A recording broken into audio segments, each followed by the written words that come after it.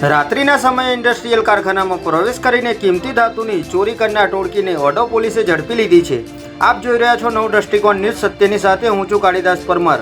એક નજર આજના મુખ્ય સમાચાર પર।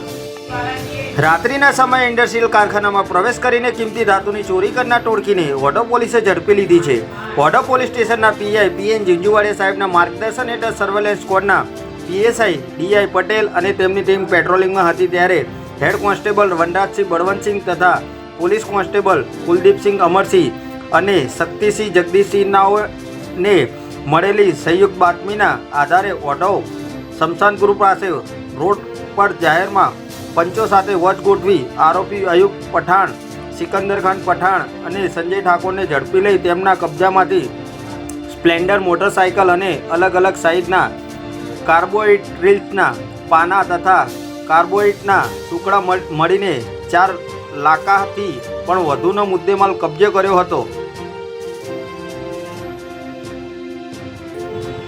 આરોપી અયુબ પઠાણે પોલીસ સમક્ષ કબૂલાત કરી હતી કે તેના મિત્ર લિયાકતે વઢવ વિસ્તારના એક કારખાનામાંથી ચોરી કરવાનું કહ્યું હતું અને દીપકભાઈએ કારખાનામાં કઈ રીતે પ્રવેશ કરવો તેમજ જે ધાતુના સ્ક્રેપની ચોરી કરવાની છે તેના ફોટોગ્રાફ મોકલી આપ્યા હતા। જે બાદ 18 જૂનના રોજ ત્રણેય આરોપીઓના દીપકભાઈના કહેવા પર કારખાનાની પાછળની બાજુએથી અંદર પ્રવેશ્યા હતા અને સામાન ચોરી કરીને ફરાર થઈ ગયા હતા। ત્યારે આરોપીઓને ઝડપી લેવાની આ કાર્યવાહીમાં ASI Ranjitsinh Ramsinh, head constable Rohitsinh Ranjitsinh, police constable Shaktisinh Jagdishsinh, Kuldeepsinh Amarsinh સહિતના પોલીસ કર્મીઓ જોડાયા હતા। જય હિન્દ।